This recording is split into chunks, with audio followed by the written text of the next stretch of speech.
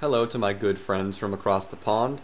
I hate to be the bearer of bad news, but you are pretty much fucked. I know that sounds harsh, but just let me get to this article here. This is from the Telegraph UK News. The title of the article is Men Must Prove a Woman Said Yes Under Tough New Rape Rules. Yes, you heard that correctly. Let's dive into this shitstorm. Quote, men accused of date rape will need to convince police that a woman consented to sex as part of a major change in the way sex offenses are investigated. The Director of Public Prosecutions said it was time for the legal system to move beyond the concept of no means no to recognize situations where women may have been unable to give consent. Alison Saunders said rape victims should no longer be blamed by society if they're too drunk to consent to sex, or if they simply freeze and say nothing because they're terrified of their attacker. I am sick of this shit. How are rape victims blamed by society? How? Imagine this situation really quick. A woman was just raped brutally. She rushes to the police station and she gets there. She walks in and reports the rape. She recants the entire horrible story and the police officers say, well, it is all your fault because you didn't say the word no. That's the situation I'd have to believe. This is the problem with your position. No one is blaming women for getting raped if they get inebriated and then get raped. Drunk sex does not equal rape in a lot of cases. You can still give consent to things when you are drunk. What a lot of people don't understand, well, what a lot of feminists don't understand, who I presume are either lightweights or never had a drop of alcohol in their lifetime, is that there are levels to inebriation. You can be what people would consider drunk and still be in control of your physical and mental faculties enough to consent to things. Drunk people are generally held responsible for their actions in court. I'm not saying that women who get drunk and then get raped deserved it or are to blame. But being alone in a bar, surrounded by people you don't know, and getting smashed beyond comprehension isn't exactly a great hand to be dealing yourself. You make yourself a target. If someone takes that opportunity, they deserve to be punished harshly for it. If you're concerned with your own safety, however, these are the types of actions you want to avoid. I'm not even in my mid-20s yet, and I feel like I'm explaining basic concepts of self-preservation to 7-year-olds. Someone who gets their house broken into and robbed didn't deserve to have their house broken into and robbed. But the fact that they left their front door open with all their precious valuables in a box near the entrance didn't exactly help them. Quote, we want police and prosecutors to make sure they ask in every case where consent is the issue, how did the suspect know the complainant was saying yes and doing so freely and knowingly? Okay, so I'm going to throw a hypothetical at you. Let's say there's a man and a woman alone in a bedroom after a very successful date. The man says, would you like to have sex? The woman says, yes. They do the deed, and the next morning she accuses him of date rape. How's he supposed to prove anything? He's going to say, she said yes to me out loud verbally. She can just as easily say, no I didn't, consent wasn't sought after. There are no video cameras, audio recordings, text messages about consent, nothing. Just their words. How does this help you? If the guy can't prove that he sought consent and consent was given, what happens? Is that a point against him? Do men need to start carrying consent contracts in their dressers for every sexual encounter? Should they audio record everything? I mean, what the hell do you want? Quote, instead, police and prosecutors must now put a greater onus on rape suspects to demonstrate how the complainant had consented with full capacity and freedom to do so. Campaigners describe the move as a huge step forward in ensuring fewer rapists escape justice. You know who else will have a difficult time escaping justice because of these measures? Innocent men accused of date rape. What if the sex was completely consensual, but they both had drinks in them?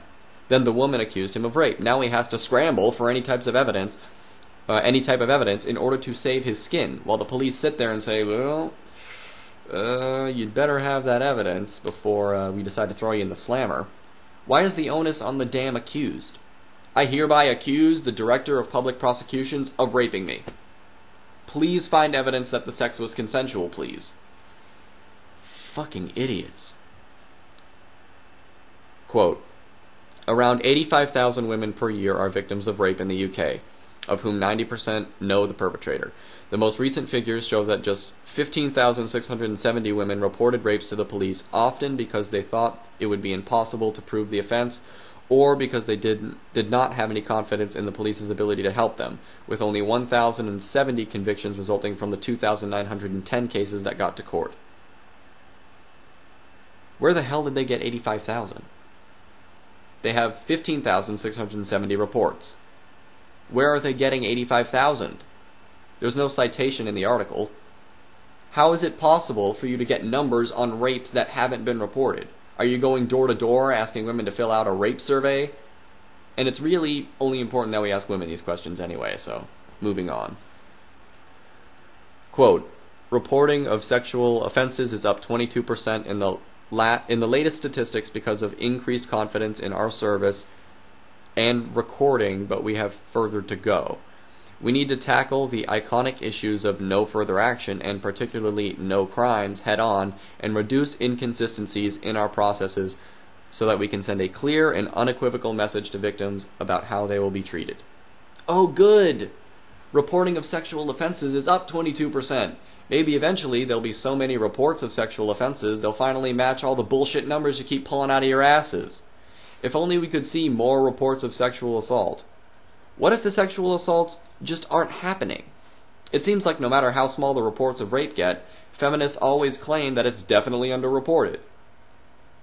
If there are a small amount of reports, they say there is a problem with society and the system because there's a rape epidemic, and women aren't reporting it out of fear. If there are lots of rape reports, they say, oh my God, look at this rape epidemic. You've set up an unfalsifiable position. Well done. Quote, Sarah Green, the director of the End Violence Against Women Coalition, said, although we have a long way to go in securing justice for all survivors of rape, the new guidance is a huge step forward in that it will help ensure that juries are asked to look in detail at the behavior of defendants as well as that of the complainant. It makes clear that consent must be sought as well as given, and it spells out issues around power and vulnerability of some victims which police, prosecutors, and ultimately juries should take into account.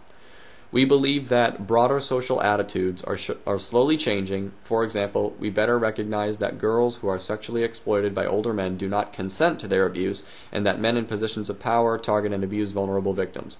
Better recognition of and more justice for these crimes will ultimately help increase the deterrent to commit them. Okay, Sarah. Let me explain to you how trials work. The behavior of the defendant and the plaintiff mattered already. See, you've got one person accusing another person of something. So the accuser is saying, this person behaved in this particular manner, which is illegal. The defendant is probably saying, no, I didn't.